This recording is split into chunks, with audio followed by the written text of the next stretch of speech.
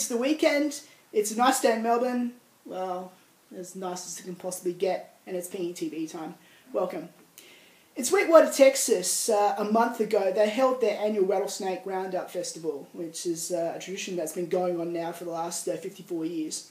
What they do is that they round up all the snakes out in the woods outside of Texas and wrestle them all up together, probably about tens and thousands of them, put them all together in a hall. They sort of demonstrate just the handling of the snakes, they milk their venom, and also the fact once they're done with that, they chop their heads off, gut them, take their skin off, cook the meat, and they also use the skin to sell products such as boots, wallets, belts, snake heads, etc. Now, my opinion on top of my head about it is the fact that it is barbaric, it is ignorant, and it is an absolute disgrace. Because what the message that they're trying to sort of say to us is that rattlesnakes are a menace to society. And furthermore, they try to cover themselves up by saying, well, we actually milk the venom for medical research.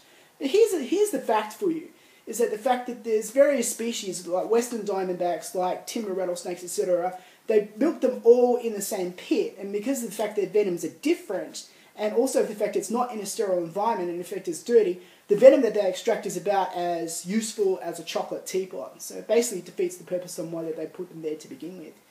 But as for the message that they're trying to send about how snakes in general, venomous snakes and just snakes in general, about their being dangerous creatures and about how they're evil and how they deliberately hurt us, ladies and gentlemen, you have been misled big time. Snakes do so much more good to their ecosystem than harm, and which I'll sort of get into in a minute. But if a person ever came across a snake, especially if it's a venomous snake, their first notion is to always try and get away and not attack you. They'll only do that if they feel threatened or if they're provoked. That's all they'll do. And there's a 100% chance that they want to get away because they are more terrified of us than we are of them. What else is there?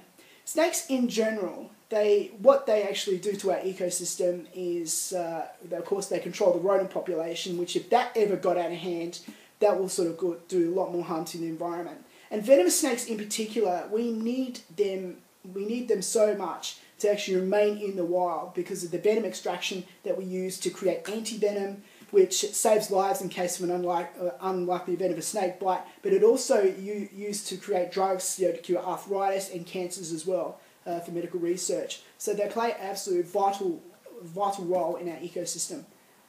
I'm just trying to think what else can I say? There was one more thing.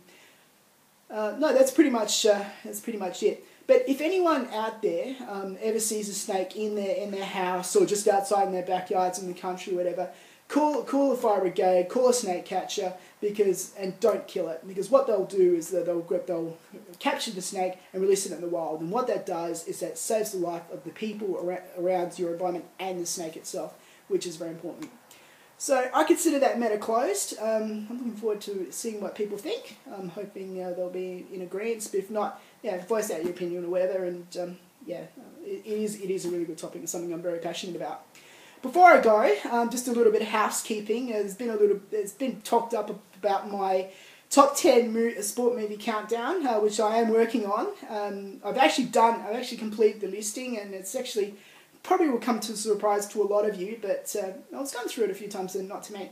But I've decided to make things interesting because I know a fair bit's talked up in Facebook, and I'm really looking forward to putting this together.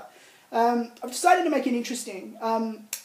Whoever it is that can guess what the #1 movie will be in the next show, the following show of Pingi TV, I will do the trolley dance.